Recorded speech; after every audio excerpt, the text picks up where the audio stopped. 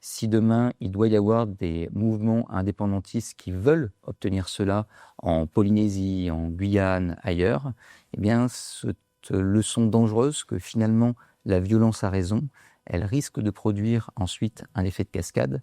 Et c'est vraiment ça qui est dangereux, que ce soit en Corse ou en Nouvelle-Calédonie. On voit que c'est la violence qui a permis d'amener l'État à tout céder. Le 12 juillet dernier, un accord a été signé au sujet de la Nouvelle-Calédonie.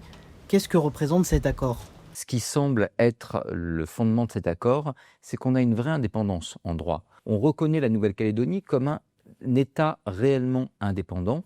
Et de l'autre côté, eh bien, cet État qui est un État donc réellement indépendant, qui peut être reconnu en droit international par d'autres États, potentiellement par l'ONU, cet État-là confierait un certain nombre de compétences à un État tiers, en l'occurrence la France. Donc c'est plus la République, c'est un État étranger qui confie certaines de ses compétences à la France.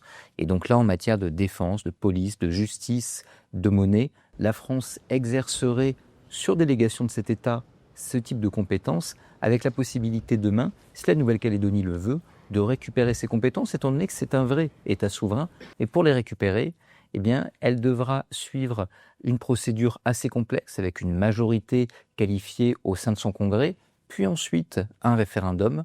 Donc en droit, les indépendantistes ont gagné, il y a une vraie indépendance, mais en fait, eh ben, ce nouvel État n'a pas beaucoup plus de pouvoir que la collectivité de Nouvelle-Calédonie qu'on connaît actuellement, et les loyalistes s'assurent une minorité de blocage pour éviter que des pouvoirs soient ramenés de Paris à Nouméa, et que la défense, la justice, la police, la monnaie, demain, tout ça, eh bien, soit exercé effectivement par ce nouvel État, fût-il souverain.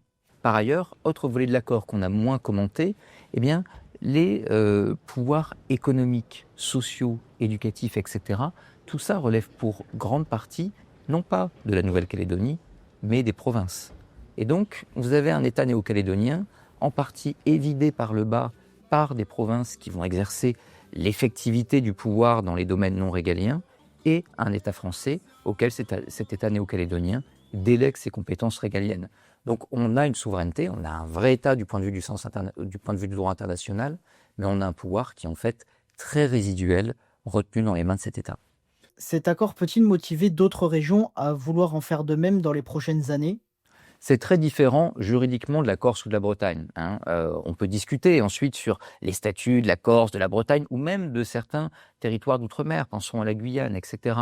On a affaire à un degré d'autonomie. Et ce degré d'autonomie au sein de la République peut être soit attentatoire à son indivisibilité, si on revient sur ce qui fait le fondement de l'indivisibilité au sens du droit constitutionnel français depuis la nuit du 4 août 1789, c'est-à-dire